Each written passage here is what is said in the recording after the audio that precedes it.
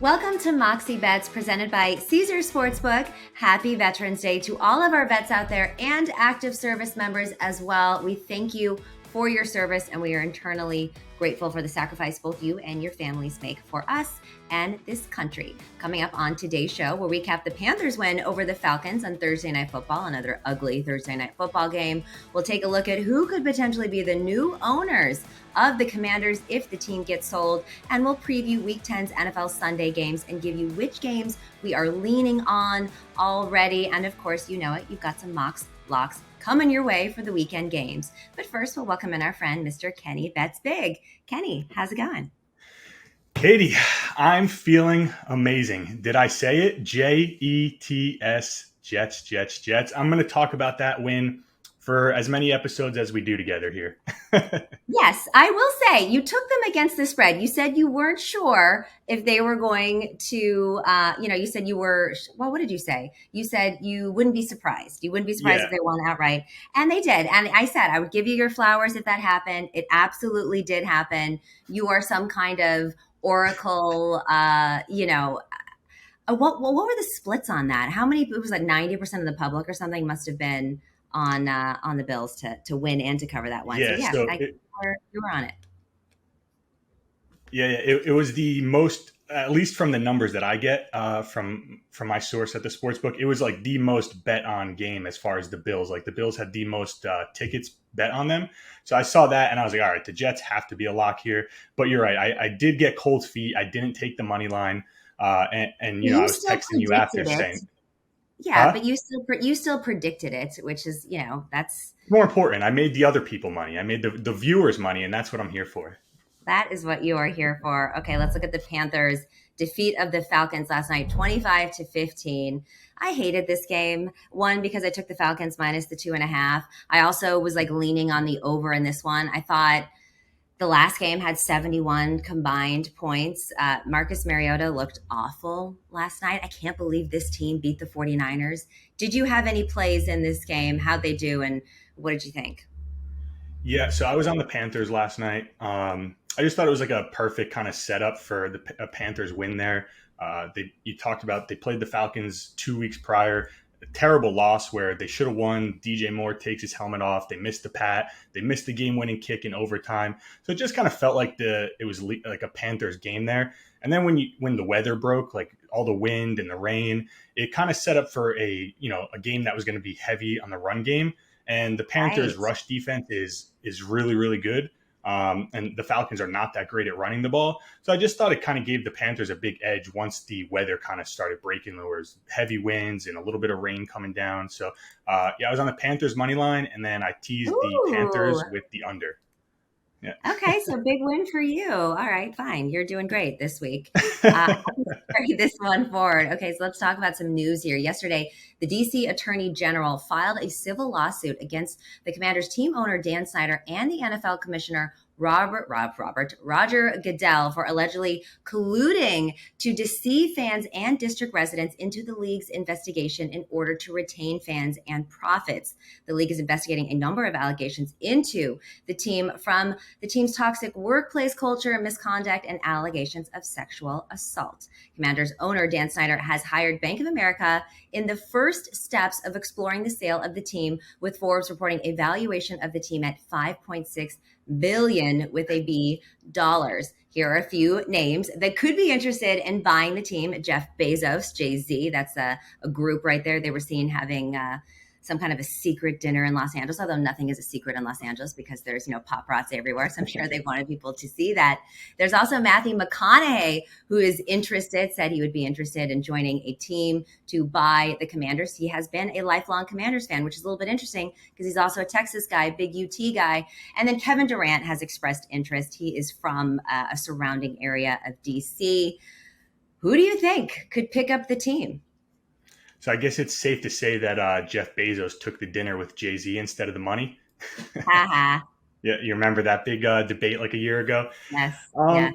Yeah, I mean, when Jeff Bezos is involved, I feel like who's beating Jeff Bezos? The guy's got more money than people know what to do with. So, yeah, if he wants the team, Jay-Z's involved. If Kevin Durant gets involved, I don't see anyone else kind of outbidding them. It's a pretty strong group that they've put together there, and it would be cool to see someone like a Jeff Bezos get in to the sports the sports scene. We see what Steve Cohen is doing with the Mets, where he's just opening up blank checkbooks. So it'd be kind of cool to see that kind of money thrown around in the NFL. I agree. And look, Bezos is already, into the NFL right now with Amazon doing Thursday Night Football. So he's dipped his toe in a little bit. And then pairing with Jay-Z, obviously Jay-Z would be more of a minority owner, I would assume, to Jeff Bezos. But, there really isn't any Black owners in the NFL. So that would be kind of cool to see just from a diversity standpoint. Matthew McConaughey, I mean, who doesn't like Matthew McConaughey? All right, all right, all right. He's so motivating and so cool. But he does already have ties to Dan Snyder. I guess he was watching the Super Bowl last year on Dan Snyder's yacht. So it's like, we want to get rid of Dan Snyder. Do we really want to bring his friends in? And Kevin Durant just seems like the most ridiculous one to me. I wouldn't want him anywhere around this team, although I don't actually care about this team at all. My vote's for Bezos and Jay-Z. Yeah, I agree. And I wonder if there would be something in the contracts where, like, if Jeff Bezos buys the team, Amazon wouldn't be allowed to stream the games. Kind of seems a little bit of like a conflict of interest, right? It does, although it's him personally versus the company. But yeah, that would be interesting. We'll have to get our sports lawyer on to discuss that. That's a really good point. Like, if you look at what's his name, Tillman Fertitta, the guy who owns the Rockets. Yeah. And he also owns the Golden Nugget. Any of the Golden Nugget casinos, you're not able to bet on any of the teams he owns. So, like, you can't bet on the Rockets. Yeah. That makes sense. All right. Well, we'll have to stay tuned to see what happens here. But if you ask Kenny and I, we're going for Bezos and Jay-Z. Moxie Bets is presented for the people by Caesars Sportsbook, the greatest sports betting app of all time. Download it. Must be 21 or older. Starting your own business can be a total roller coaster. Between all the bumpy twists and turns comes the actual business side of your business, which can really throw you for a loop. Luckily, with QuickBooks, you can manage your business with confidence from the start. So no matter how bumpy the ride gets, you can always stay on track. New business, no problem. Success starts with Intuit QuickBooks. Learn more at QuickBooks.com. Time now for Capper's Corner, and we'll welcome back in our guest, Kenny Bets Big. Kenny, before we take a look at a couple games that we have decided to place bets on this weekend, let's take a look at season win totals. So we know that the Jets, with your prediction, have clinched their win total over 5.5. They're the only team so far to do it. So who can clinch this week? The Seahawks can get over 6. They've already clinched a push. The Packers under 11 if they don't get this win. And the Buccaneers also under 11.5 if they don't get this win. Who could push the next game? The Giants, the Falcons, and the Colts. So it's just something to look at here. So let's talk about this game. Let's talk about the Seahawks and the Buccaneers. They're traveling to Germany. Well, they're already in Germany to play the first regular season game in the country. Seahawks are looking to add to their lead in the NFC West. Boo, puke, whatever. While Tom Brady is looking to keep the winning streak alive. He had his 55th game-winning drive, the most of anyone in the NFL. Can he keep this going? I know you're a big Tom Brady guy. Seattle is not the favorite here. On the money line, they're plus 130. Tampa Bay minus 155. Spread 2.5, under a field goal, over under 44.5. What do you think? So I lean Buccaneers here. Of course you do. Surprise. But not because I love Tom Brady. It's more just looking at the betting market. Yeah. The public seems to be all over the Seahawks here, and the Seahawks are like the public darling this season. They are. And they're still winning. Like last week, I was on here and I said I liked the Cardinals because it seemed like all the square bettors were riding the Seahawks as a road underdog. And then here we are a week later, and it's kind of the same exact scenario. Yep. I do think the 2.5 is a good line under a field goal. I think the Bucs will win this game. I think the defense, I've talked about it all season. The defense is elite. You look at their DVOA and all their advanced metrics. They're at the top of the NFL in the defensive categories. And that's despite missing, a couple key players for a few games. But the offense just is still struggling. You gave out the Bucs fourth quarter last week, which was the only thing they won, and the game, obviously. But I'm curious to see if that fourth quarter drive, the little fourth quarter rally, kind of lights a fire under this Bucs team. Yeah. So I'm not gonna bet this game. I'm just gonna watch it and see how the Bucs do. But let's say the Bucs offense starts to, kick it into gear and they look good, I think the Bucs going forward for the rest of the season is a great, great play. Like I've told you before, I like them to still win the NFC Championship. Oh, yeah. Well, okay. We can talk about that later. I'm just looking to see what the odds are right now in the fourth quarter okay. So it's Seahawks Bucks minus 102 in the fourth quarter. That's probably not one that I would take. It was at even money the last time, but they have been good in the fourth quarter. So, everyone knows how I feel about the Seahawks. I know that we've moved on to the Rams and that's kind of our biggest rival now, but I still have a lot of hate in my heart for Seattle. And I just keep waiting for them to be frauds. I keep waiting for the other shoe to drop. I know that they've been a huge public dog. Everybody's been winning money off of them. Geno Smith. I do like Geno Smith. I just don't like Pistol Pete. I'm not a big Pete Carroll fan. He's hurt me a few times. So I'm going to take Geno Smith on this one. I don't know who's going to win this game. I'm going to lay off of the side. I lean Tampa Bay with you, but I don't know if that's the hate in my heart or if I'm really leaning Tampa Bay. But I am going to take Geno Smith over 1.5 passing touchdowns. This is at even money. In every game, he has thrown a touchdown. He's had at least 2 through the air. The only games that he didn't were in the NFC West against the Niners and the Cardinals. Obviously, those teams, those coaches, they know how to play against Pistol Pete. So Tampa Bay right now ranks 23rd in opposing team passing touchdowns allowed, averaging just over 1.5. I think it's 1.67. So I feel like it's a good spot for Geno to stay hot, get over 1.5, and we'll see what happens in the fourth. Pretty interesting too. Brady is 0-4 against the spread versus Geno Smith. The only quarterback that has a better record against him is Eli Manning, unfortunately. Unfortunately, I know we don't have Danny on the show for him to fist pump and show us his jersey. All right, so let's move on to Minnesota at Buffalo. Obviously, you had the huge prediction of last week to say that Buffalo was going to lose outright to the Jets. And unfortunately, Josh Allen was injured in that game. His status is still up in the air, but I don't think he's playing at all. And of course, there's the iced out Kirk Cousins. Every time I think of him now, I see him shirtless, and I see Adam Schefter doing it too. So it's kind of a weird thing that goes on in my head every time the name Kirk Cousins is mentioned. But what do you think? What do you think of this one? Money line, Minnesota plus 152, Buffalo minus 180. We've seen a huge. It's almost been a 5-point drop. I believe that it was 8.5 or something when this opened, and then when Josh Allen went down, it dropped 2 points, and now it's dropped all the way down to 3.5. Over under 43.5. This has also dropped as well. What do you think of this game? So if you're someone that wants to bet the Vikings here, I feel like you're already too late to the party. You probably should have grabbed that 7.5 line, especially because, it was up in the air if Josh Allen was going to play when that line was opened. I actually like the Bills here. I'm not a big Bills fan. I don't really love Josh Allen, probably because I'm a Patriots fan. Which is crazy. Who doesn't like Josh Allen? God. He's fun to watch, and he's really, really good. But I'm a Pats fan. I have to hate Josh Allen. It's just just like you hate the Rams, and Geno Smith and the Seahawks. And Stafford. I hate Stafford for no reason. He's a likable guy, but I'm like, I hate you.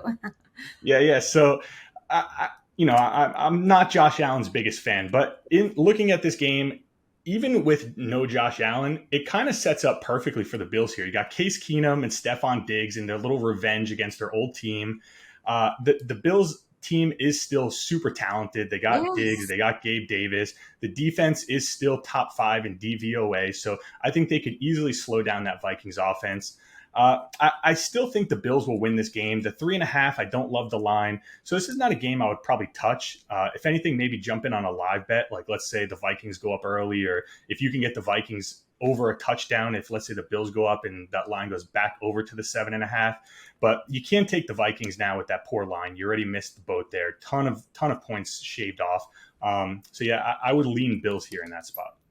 I'm going to lean Bills here in this spot too, minus the 3.5. And I looked at some of the splits, Kenny.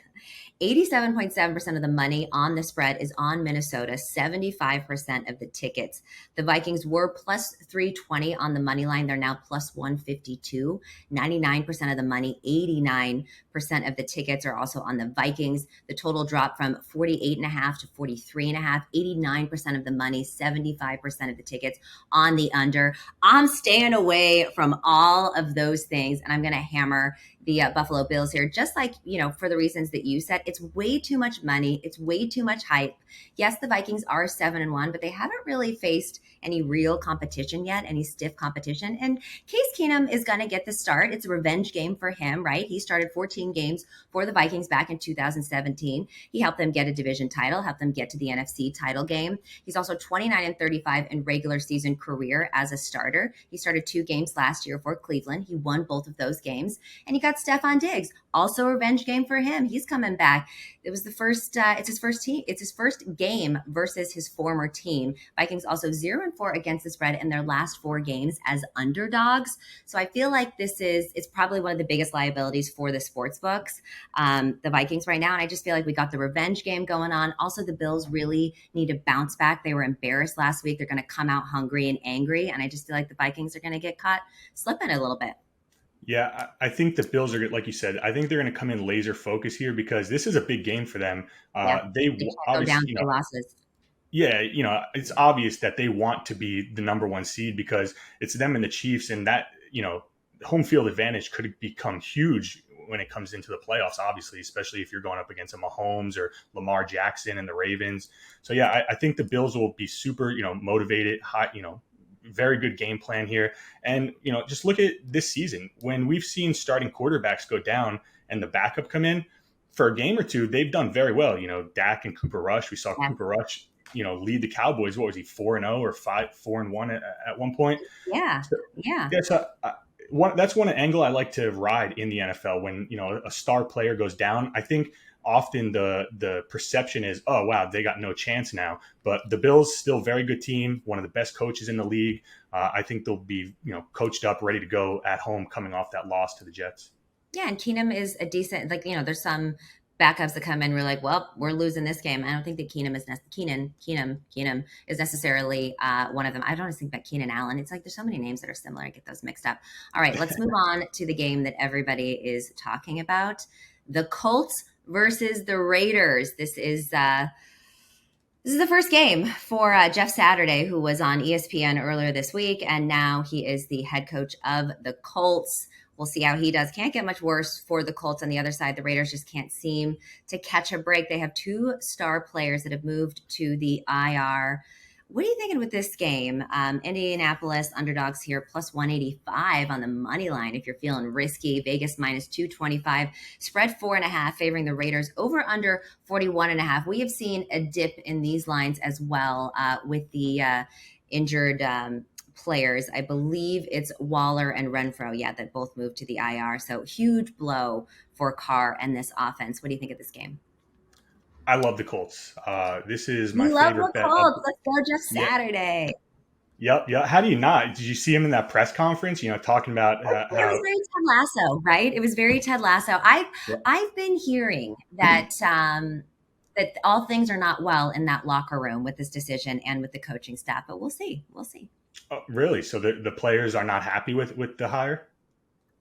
There was someone that came on Sportsline last night, Jason LaConfora, and he's one of our NFL insiders. And, he had said that he has heard and that he knows that, the locker room is kind of unhappy with the decision, as is the coaching staff. Now, the coaching staff makes a lot of sense because they've got head coaches that, head coaching experienced coaches in that locker room that, or in that coaching staff that didn't get the I think that the Colts are tanking, but this is still kind of a fun game, I think, and it's a good spot for the Colts maybe to get a win here. So tell me why you're high on the Colts. Yeah, so over the last 20 seasons, 33 teams have fired their coach mid-season. Those teams are 15-8 straight up and 17-6 against the spread in the following game.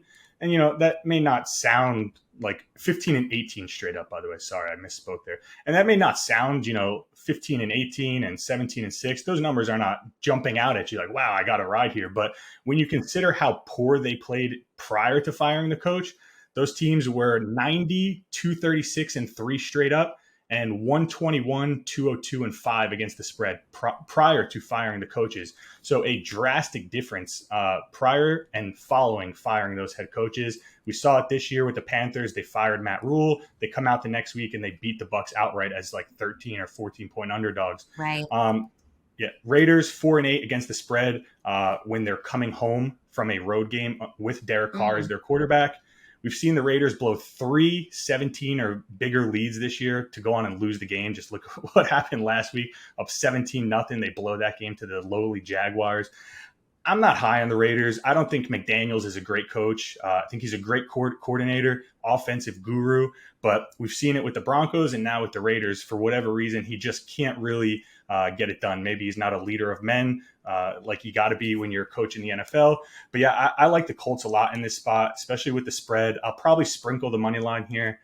So yeah, give me the Colts here with the points. You talk about the Raiders blowing huge leads in the first half. They're just -3 in the first half. That's at -110 on Caesars. That might be an interesting bet for the first half. I'm going to lay off this game. Look, I'm excited to watch this game. You couldn't have paid me to watch this game probably a couple weeks ago, but now I just want to see how Jeff Saturday does, what this team looks like. I'm probably going to lay off it. However, I would lean under on this one. And I'm looking at a Devontae Adams prop as well. The under is a league best with the Colts at 8-1. They are the first team to go under the total in 8 of the first 9 games since the 2017 Steelers. No Waller, no Renfro, both on IR. Huge blow to Carr and the offense. So that kind of leads me to Devontae Adams. He's won the number 1 target too. Now he's kind of like the only target. So he has a team leading 658 receiving yards, averaging about 82.3 per game, 48 receptions, 85 targets. His prop for yards is at 81.5. So, I might fire on a Devontae Adams prop, but I mostly just want to watch this game for the entertainment value. Yeah, I want to ask you something. So you kind of alluded to, you think the Colts are tanking, right? And it makes sense. Like, they got nothing to play for at this point. Why wouldn't you? You clearly need a quarterback. Is that something that you like really consider often when you're betting on these games? If you think a team is tanking or not? Because, we saw with the Dolphins, the owner was trying to pay the coach to lose the game. So it's got to be something that as bettors we have to think about, right? It definitely is. And I feel like tanking is not something that I think of necessarily for football. I think for NBA, it's a lot more obvious. And you can see when that's happening. Like, we didn't find out about what was happening in Miami until after and the lawsuit that, he was trying to pay. But this, to me, like hiring an ESPN analyst that is in your, ring of honor and is a great player and, a consultant on the team. I don't know what the extent of the consulting was. That you pick him as your head coach over people on your staff that have head coaching experience or even just coaching experience. I believe that Jeff Saturday only coached a high school team with a losing season for 1 year. Yeah. So it's like, how do you look at this and say that this owner is trying to win games? How do you look at it that way? It's hard for me. But again, excited to see it. And if Jeff Saturday comes out with a big win, then, I'll be kind of excited about it. And again, we'll crown you as the Oracle for 2 weeks in a row. Fingers crossed. Fingers crossed. Okay, so let's move on to the NFC West. Cardinals versus Rams. Both of these teams are looking to rebound after losing last week. Kenny, where are you placing your money with this one? We got Arizona as the underdog, plus 105, Rams minus 125. Really tight spread, Rams minus 1.5, really low scoring or predicted low scoring, 40.5 for the total. What do you think? So initially I was going to go Cardinals here. And then I remembered last week that I bet on the Cardinals. And as soon as that game ended, I texted all my clients and I said, if I ever tell you guys to bet on the Cardinals, text me back and tell me I've lost my mind. Okay. Watching that team is so frustrating because they have the talent, they have the pieces.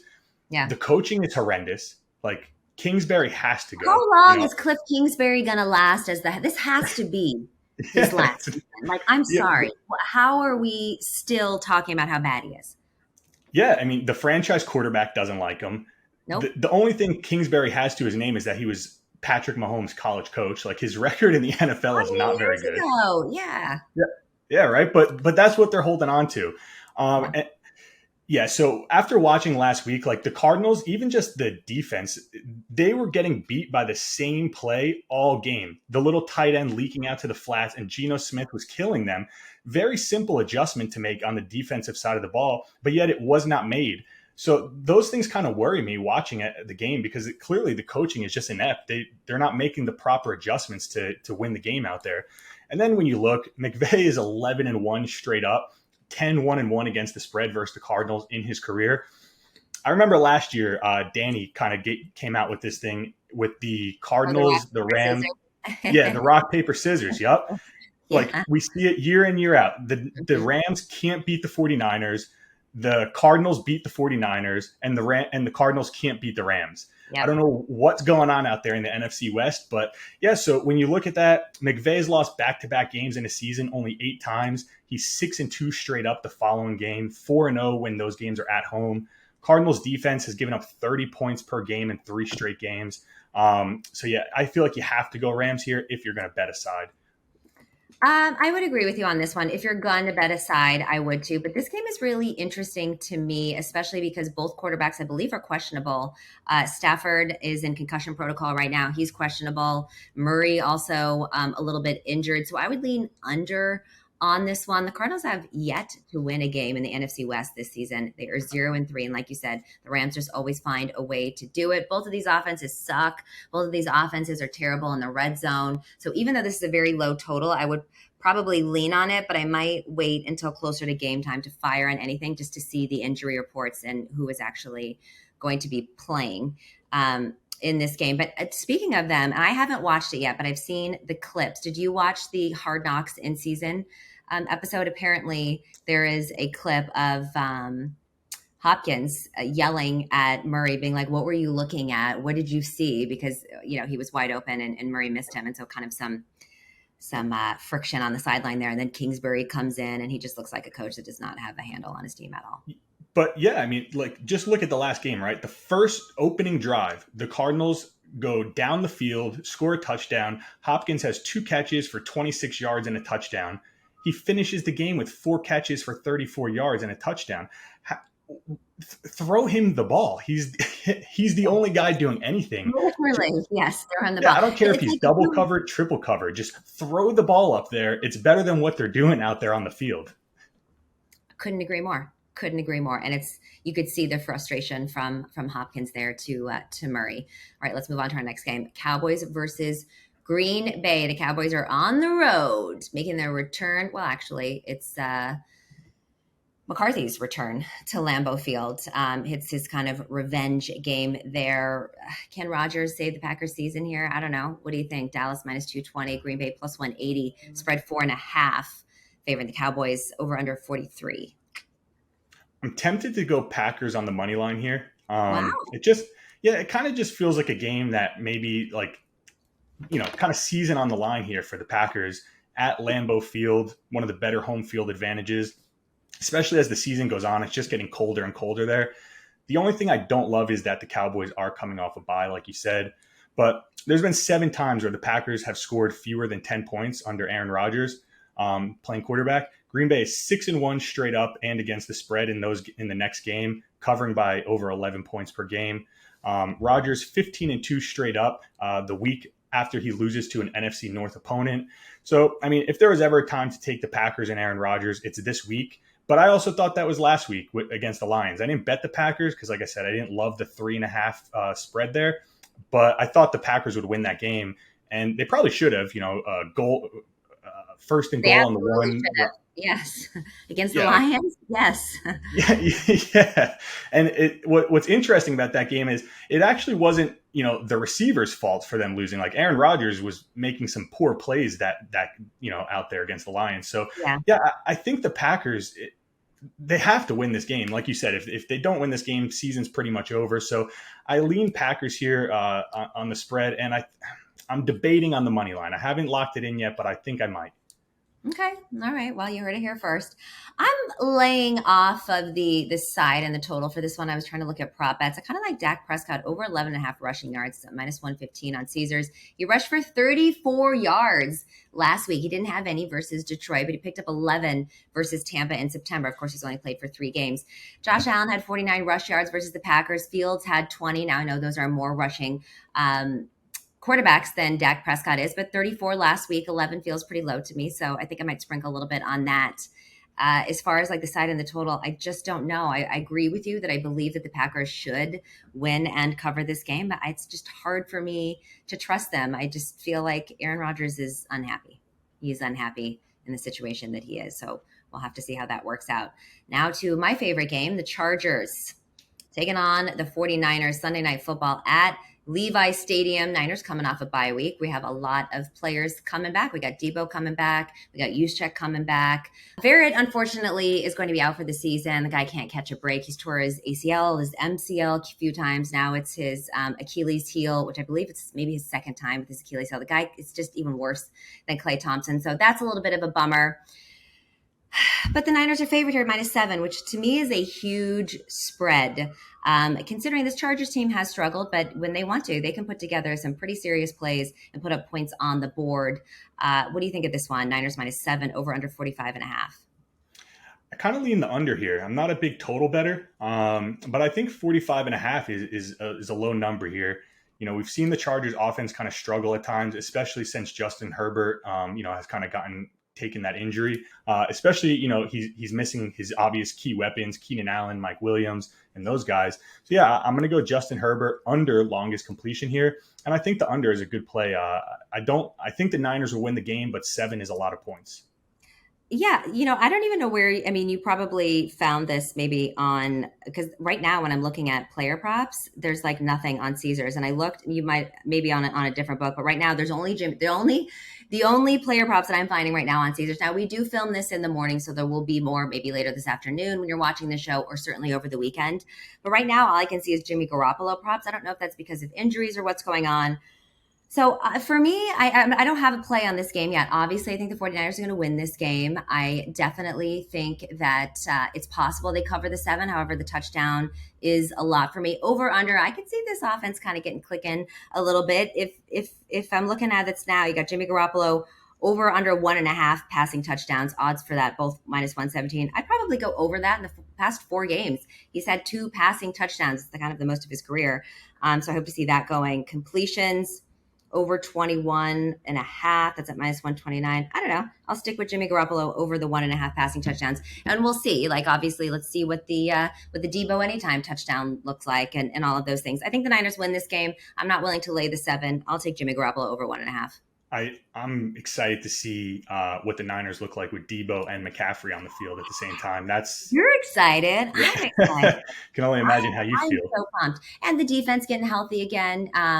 Yeah, I just can't wait to see what Kyle has cooked up. And if I were any team, and I know I'm biased, right, because I'm a Niners fan. If I were any defense, when you go up against Kittle being healthy, Debo being healthy, now Christian McCaffrey, Juszczyk being healthy, I'd just be like, I don't want to line up against these guys because I don't know what the F they're going to do. No, or maybe you're fired up because you're going to be like, I'm going to stop them anyways. I don't know. Yeah, it seems almost impossible to game plan for them because they're so versatile. It's not even that they have weapons; it's that those weapons can do so many different things. This kind of feels like a game where you could tease both ways, like the Chargers +14 with the over under, and then the Niners at a pick 'em with the over under. Because you'll go over that key number of 52, so you'll get the total at 52.5 if you tease the under. And then over 38, I think these teams will definitely score over 38 points. So yeah, I feel like this could be a game where you could tease the Chargers with the over-under and the Niners with the over-under. Honestly, let's go ahead and lock those in. I love that a lot. Okay, so moving on to Mox Locks. I'm going Bills -3.5. I already told you about this. I think this is a good spot for them. I also like Geno Smith over the 1.5 passing touchdowns. The guy's good. I have to admit it. He's good. I hate the Seahawks. I think they're frauds. Geno Smith, he's good. He's good. What are your locks? I mean, he didn't write back, and he's balling this year. So, and I made fun of him, I made fun of him. I thought that was a ridiculous line. I thought he was going to be exposed as a fraud, and I was wrong. I was exposed as the fraud for saying that. So here we are. Yeah, it's nice to see from Geno Smith because he was a star in college. He goes to the Jets where it's almost like careers go to die for the New York Jets. Yeah. So it's nice to see someone, because, it kind of shows you like you put the work in, you work hard, you grind, you just put your head down and work. It will pay off eventually. Maybe not right now, but at some point it will pay off. And that's kind of a life lesson for anyone in any field that you do, right? True. Yeah, I'm going to go with the teaser here. We hit the teaser last week, so I'm going to stick with it. I'm going to tease the Colts and the Packers up. So it'll be Colts and Packers +10.5 in a 2-team 6-point teaser. On Caesars, you can get that at -120. And something, too, for the people listening, I've noticed Caesars actually has way better odds than a lot of sports books for the teasers. Shout out to Caesars. Yeah, almost there's like a 10-cent difference between FanDuel and Caesars in the price you pay for a 2-team teaser. And then I'm going to go Travis Kelce over 77.5 receiving yards. Hmm. The Jaguars are the sixth worst team in the NFL in regards to DVOA versus opposing tight ends.